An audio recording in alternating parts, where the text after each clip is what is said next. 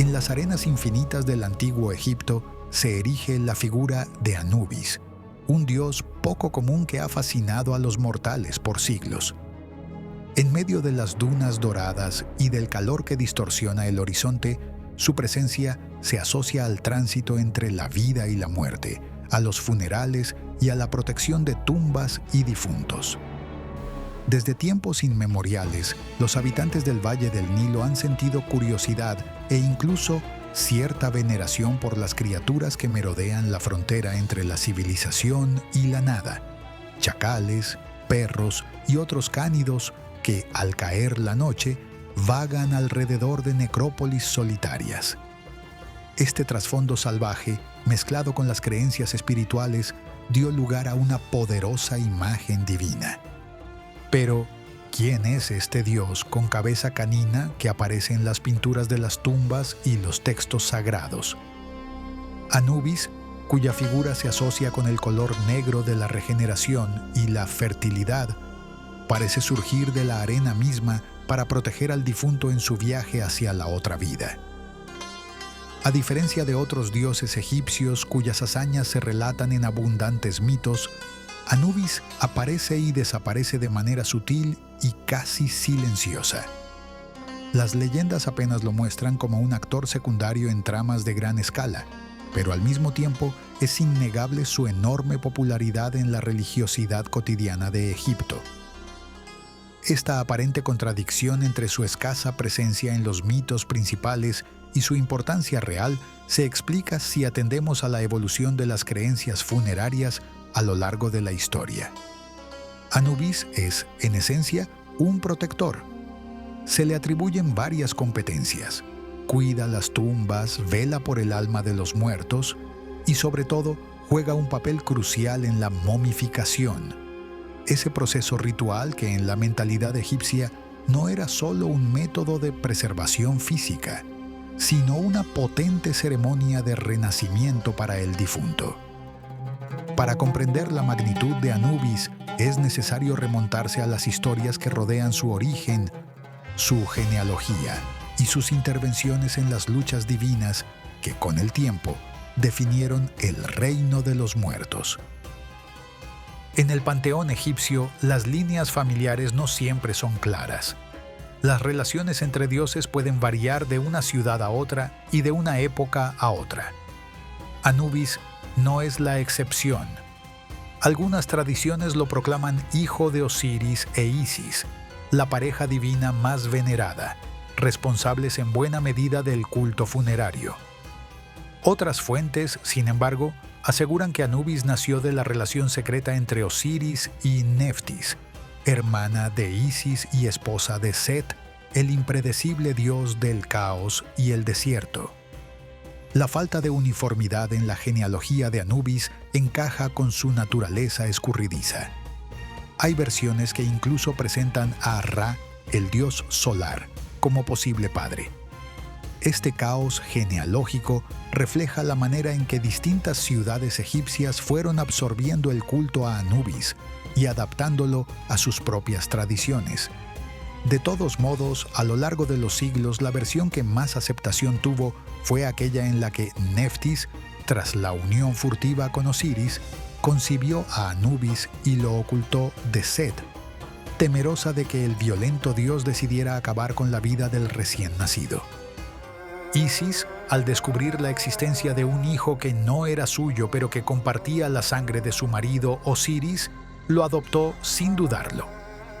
Bajo su protección, Anubis no solo sobrevivió a la furia de Set, sino que quedó integrado en la gran familia osiriana. Esta historia de amor y protección es la que sustentó, en buena parte, el vínculo entre Anubis y los rituales funerarios, pues Isis y Neftis representaban, desde muy temprano, la piedad y la constancia en el cuidado de los muertos, y Osiris se convertiría con el tiempo en el soberano del más allá. Aunque diversos relatos sitúan su llegada de forma distinta, la idea central es que el alumbramiento de Anubis supuso una amenaza para Set. Este, al enterarse de que un nuevo vástago de Osiris existía, temió que en un futuro aquel niño pudiera disputarle el poder. Neftis, para evitar el ataque de su marido, llevó al pequeño Anubis al desierto y lo dejó en un lugar recóndito, sin decir a nadie exactamente dónde. Contar con un hijo producto de la infidelidad con Osiris le representaba un riesgo inmenso, pues Set no era un dios que perdonara fácilmente. En paralelo, Isis también descubrió la verdad. Sabía que aquella criatura compartía la misma sangre divina que su hijo Horus, y en un arranque de compasión decidió rescatarlo. Así, con la ayuda de una jauría de perros que habían sentido la presencia del bebé, logró rastrear al recién nacido entre las dunas. Fue una misión ardua. Se cuenta que en medio de aquel mar de arena, Isis tuvo que protegerse de las ardientes temperaturas diurnas y del frío penetrante de la noche. Sin embargo, al fin logró su objetivo y dio con el bebé, envuelto en un halo de llanto y peligro. Fue así como Anubis pasó a formar parte formal de la familia de Osiris, creciendo con la bendición de Isis y la tácita aceptación de un padre que, aunque ignoraba hasta dónde llegaba el rencor de Set, lo consideró un hijo más. En la paz relativa de este hogar, Anubis desarrolló su carácter vigilante y su lealtad a la familia. Comenzó a destacar por su olfato infalible y su capacidad de moverse con sigilo, cual chacal en la noche. Desde muy pronto mostró una fascinación por los rituales de transición y mostró especial afinidad con la protección de los más vulnerables. El destino de este dios ya empezaba a forjarse. La tragedia sacudió el orden divino cuando Set, impulsado por la envidia, tramó el asesinato de su hermano Osiris. De manera metódica, Set engañó a Osiris, lo confinó en un sarcófago y lo arrojó al río Nilo. Posteriormente, para que nadie descubriera el crimen, se dio a la macabra tarea de desmembrar el cuerpo del difunto dios y esparcir sus partes por distintas regiones de Egipto. Esta brutalidad extrema desató la desesperación de Isis y Neftis, quienes, junto a Tot y al ya crecido Anubis, emprendieron la misión de reunir los restos de Osiris para devolverle la vida. Se dice que la primera parte del cuerpo que se localizó fue la cabeza. Anubis, gracias a su infalible instinto, logró encontrarla en un banco de arena cercano a la ciudad de Angeti. Aún así, muchas partes seguían extraviadas, y cada día que pasaba, el peligro de que Set volviera a actuar hacía que la búsqueda fuera más urgente. Tot, dios de la sabiduría, propuso un plan algo siniestro: construir un cuerpo de arcilla para sujetar la cabeza y, a través de sortilegios y conjuros, conseguir que ese fragmento de Osiris hablara y revelara el paradero de sus otros miembros dispersos. La estrategia funcionó. La cabeza reanimada pronunció coordenadas, nombres de lugares y descripciones exactas de dónde yacía el resto de su cuerpo. Anubis, con la diligencia de un fiel mensajero, se apresuró a recoger esos pedazos repartidos.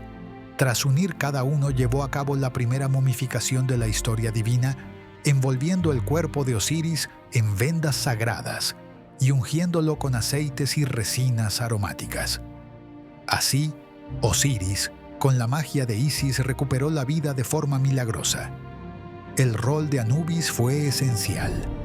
Se convirtió en el guardián del cadáver de su padre, asegurándose de que ningún acto de profanación volviera a separarlo de la existencia. Con Osiris ya momificado y resucitado, su reingreso a la esfera divina no fue sencillo.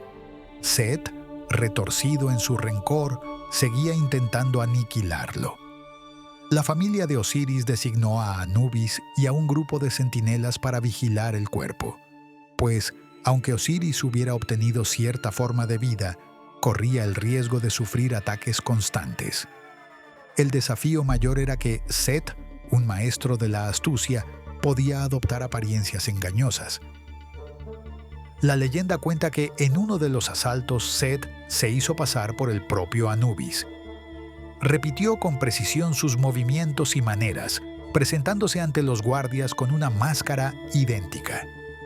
Gracias a ello, logró infiltrarse hasta la misma cámara donde yacía Osiris, protegido por ungüentos y sellado en un ataúd ritual.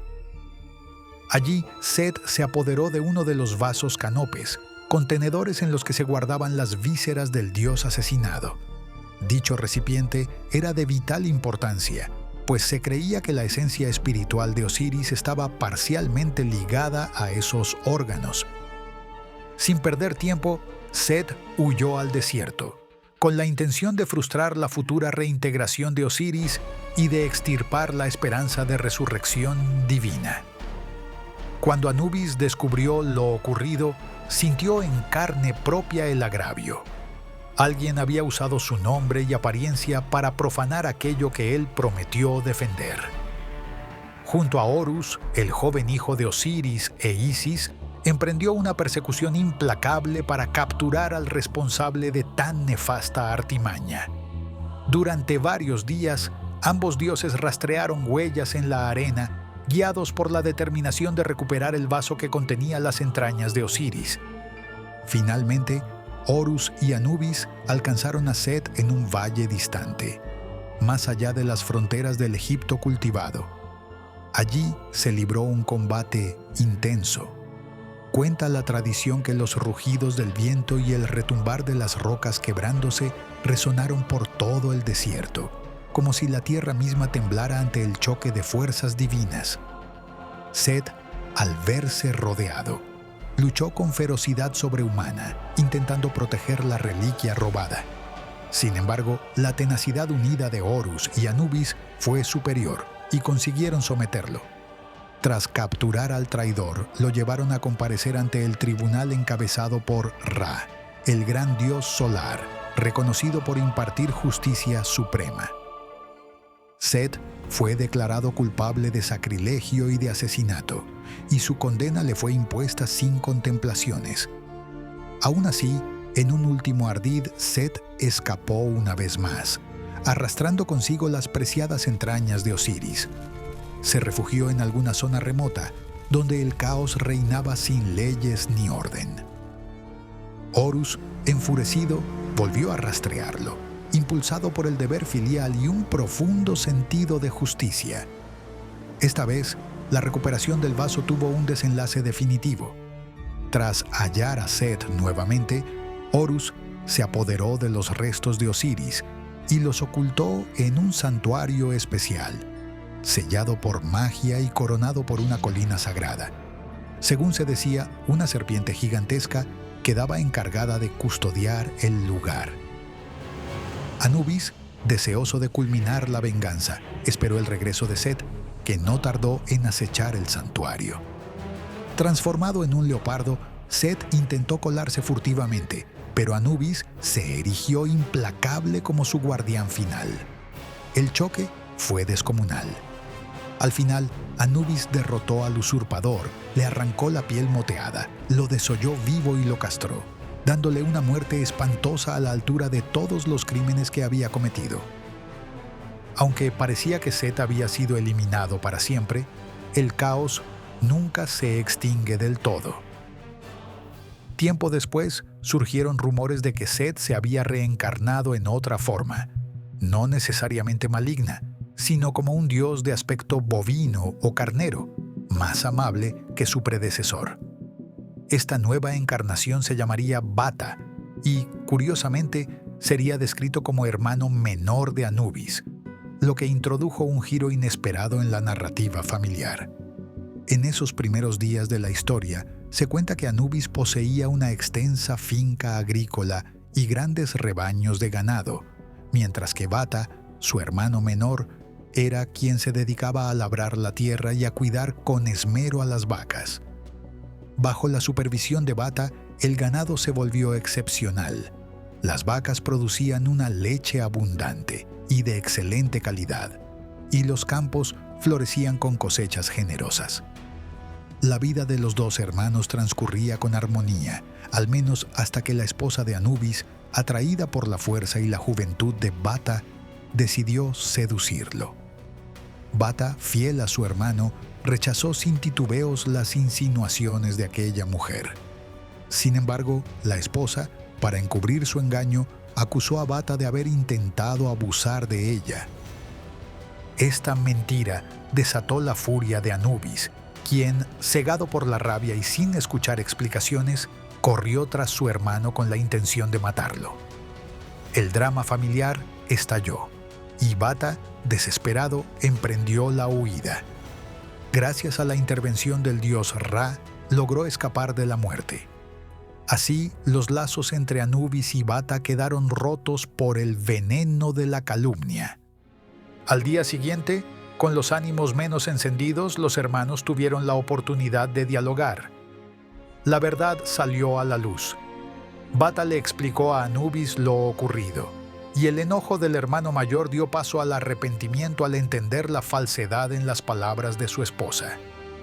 Aún así, el daño estaba hecho, y Bata se negó a regresar al hogar tras semejante traición y un intento de asesinato. Decidió separarse definitivamente de su familia y partió hacia el norte, más allá de los límites de Egipto, hacia la región que en la actualidad se asocia con el Líbano. Allí se instaló en soledad, consumido por la melancolía. En un gesto extremo de renuncia, se castró para evitar cualquier tentación o relación que pudiera causarle más desgracias. Pasaron los años y Bata siguió viviendo lejos de su tierra. Fue entonces cuando la Eneada, el consejo de los 9 dioses de Heliópolis, se apiadó de su destino y decidió crearle una esposa perfecta para hacerle compañía. Moldearon a una mujer de cualidades inigualables, tan bella que el propio sol se habría sentido honrado de iluminar su rostro. Al principio, todo parecía indicar que Bata al fin encontraría la paz. Se sentía agradecido y feliz con esta nueva compañera. Pero la fama de aquella mujer llegó a oídos del faraón de Egipto, quien, al conocer su extraordinaria belleza, se obsesionó con poseerla. Reunió un ejército y logró apresarla, llevándola a su palacio con la intención de convertirla en su concubina. A ella, temerosa de la fuerza real y urgida por salvar su vida, no le quedó más remedio que revelar el punto débil de Bata, el único modo de darle muerte. El faraón, enterado de este secreto, envió a sus soldados a cumplir la orden letal. Así, el infortunado Bata cayó por segunda vez en las redes de la traición. Anubis, que se enteró de la muerte de su hermano, viajó sin demora para encontrar su cadáver. En un acto de compasión suprema, recolectó el corazón de Bata y lo colocó en un cuenco lleno de agua pura. Conjuros antiguos, heredados de la sabiduría de Thoth, fueron recitados para devolverle la vida. Y la maravilla ocurrió. Al beber de aquella agua, el espíritu de Bata se reanimó y su cuerpo retomó la forma. Sin embargo, ya nada sería igual. Transformado ahora en un magnífico toro, Bata regresó a Egipto junto a Anubis. En la tierra natal, el faraón, sin saber que aquel toro era su antigua víctima, lo recibió como un regalo de gran valor. Lo condujo a sus establos y se ufanó de poseer un animal tan excepcional. La concubina, la misma que había sido antes esposa de Bata, reconoció en su mirada la esencia de su antiguo marido. Sintiéndose en riesgo de que él se vengara, rogó al faraón que sacrificara al toro. Para su desgracia, el soberano aceptó y así, de nuevo, Bata encontró la muerte. Pero la vida de los dioses no se extingue con facilidad. 2 gotas de sangre del toro cayeron al suelo y germinaron en forma de plantas espléndidas que brotaron entre las baldosas del palacio. De nuevo, la concubina tramó su eliminación, exigiendo que cortaran las plantas para fabricar muebles. Mientras las cortaban, unas semillas cargadas con el espíritu de Bata saltaron al aire, terminando en la boca de ella. Sin darse cuenta, la concubina tragó dichas semillas y, por tercera vez, quedó embarazada de Bata, quien renació como un príncipe legítimo de la casa real. Con el paso de los años, aquel niño creció hasta convertirse en un joven fuerte e inteligente. Cuando el faraón murió, Bata heredó el trono de Egipto. Gobernó durante 3 décadas con sabiduría y rectitud, recordando siempre las humillaciones y las traiciones que lo marcaron en sus vidas anteriores. Al fin, llegó el día en que, de forma natural, su tiempo humano concluyó y se dispuso a regresar al plano divino, donde su naturaleza esencial de deidad bovina o carnero podía manifestarse con plenitud. Antes de partir, Bata selló la reconciliación definitiva con Anubis, reconociéndolo como su legítimo sucesor y otorgándole posesiones e investiduras. Era el hermano mayor, el cual, a pesar de los desencuentros iniciales, había demostrado lealtad y arrepentimiento. Así, con la partida de Bata, Anubis también culminaría su misión en el mundo terrenal. Se instauró como la deidad responsable de guiar a los muertos y de custodiar los espacios sagrados donde el cuerpo y el alma del difunto inician su tránsito hacia la eternidad. Concluida esta etapa, Anubis tomó la senda que solo los dioses pueden recorrer. Se dice que desde entonces reside en el más allá, cumpliendo con su tarea primordial: velar por los difuntos, proteger las momias y a la vez ejercer como juez auxiliar en el gran tribunal que decide el destino de las almas. Las historias posteriores apenas lo mencionan, pero su influencia se arraigó en cada faceta del culto funerario. Ninguna tumba se consideraba completa si no contaba con la imagen o la bendición de aquel que había aprendido, a través de su propia experiencia, el valor de la justicia y la lealtad. En el reino de los muertos, que los egipcios imaginaban como el bello oeste o la tierra de los bienaventurados, Anubis se convierte en el guía por excelencia. Los antiguos creían que el alma debía recorrer un camino plagado de obstáculos, trampas y criaturas hostiles. Algunos textos mencionan espectros hambrientos que acechan a las almas incautas, seres de sombra que asaltan a quien no cuente con la protección adecuada. Por esa razón, muchos solicitaban a Anubis su favor, pues su presencia disipaba a los espíritus malignos y garantizaba un paso seguro. En ocasiones, se habla de la diosa Hathor, con cabeza de vaca, como otra posible guía para los viajeros del más allá. Sin embargo, con el tiempo, la mayoría de los difuntos prefería ser amparados por Anubis, cuyos rituales y representaciones habían adquirido una gran fama en todo Egipto. El hecho de que fuera él quien hubiera custodiado el cuerpo de Osiris y efectuado la primera momificación divina lo convertía en el ejemplo perfecto de fidelidad y eficacia ante la muerte. Este prestigio se consolidó hasta tal punto que, en las ceremonias fúnebres, el sacerdote a cargo de embalsamar al difunto a menudo se cubría la cabeza con una máscara de chacal, simbolizando la presencia de Anubis. La muerte, entendida por los egipcios no como un fin absoluto, sino como un tránsito hacia otra forma de existencia, requería la ayuda y la bendición de este dios para garantizar la continuidad espiritual. En el inframundo, Anubis desempeña además el papel de acompañante del difunto durante el famoso pesaje del corazón. Este juicio ocurre ante el tribunal de Osiris, quien preside la sala con imparcialidad y solemnidad. El corazón del difunto, contenedor de sus actos y memorias, se coloca sobre un platillo de la balanza. En el otro reposa la pluma de avestruz que representa a la diosa Maat, símbolo de la justicia y la armonía universal. Si el corazón es más ligero que la pluma, se considera que la persona llevó una vida recta, libre de faltas graves, y por tanto merece ingresar en el paraíso egipcio, conocido como Aaru, o los campos de las cañas. Si, por el contrario, el corazón pesa más, significa que los pecados superan las virtudes. Entonces, la bestia devoradora llamada Ammit, mezcla de cocodrilo, león e hipopótamo, engulle el corazón, destruyendo así el alma para siempre. No obstante, se narran casos en que Anubis, compadecido de ciertas almas, podría manipular levemente la balanza en favor del difunto. Esta posibilidad surge de la cercanía que tiene Anubis con el ritual y de su conocimiento de las almas. Aunque no es un suceso frecuente, se contemplaba la capacidad de Anubis de inclinar la balanza un poco para salvaguardar a aquellos que lograban ganarse su simpatía.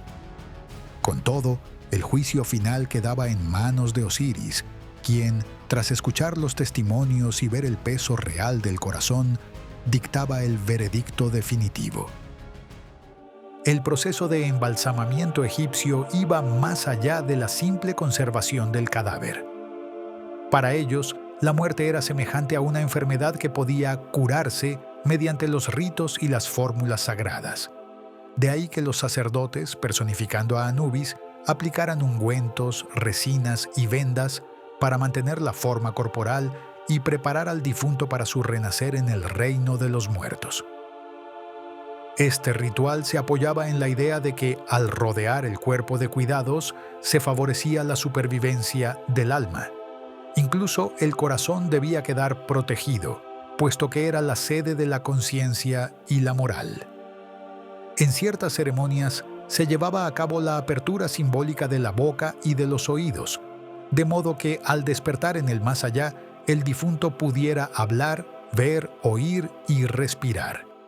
Se creía que Anubis ayudaba en estos procedimientos, restituyendo las capacidades sensoriales e incluso haciendo palpitar de nuevo el corazón en el reino espiritual. No es de extrañar, pues, que Anubis sea reconocido como el señor de la necrópolis y el que preside el embalsamamiento. En estatuas, relieves y papiros se le representa con un cuerpo humano y una cabeza de cánido de color negro, asociado a la fertilidad de la tierra oscura del Nilo y a la regeneración de la carne.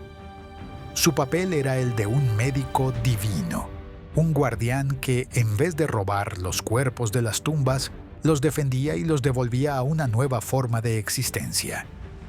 A lo largo de la historia egipcia, Anubis recibió muchos nombres y títulos honoríficos. Se le denominaba Impu o Ampu en los textos jeroglíficos más antiguos, términos que podrían relacionarse con la raíz que designaba a perros y chacales. Otros epítetos son el que está en su montaña, haciendo alusión a las colinas que bordean los valles del Nilo, donde los chacales acechaban, o Señor de los Secretos, en reconocimiento a su dominio de rituales y artes ocultas.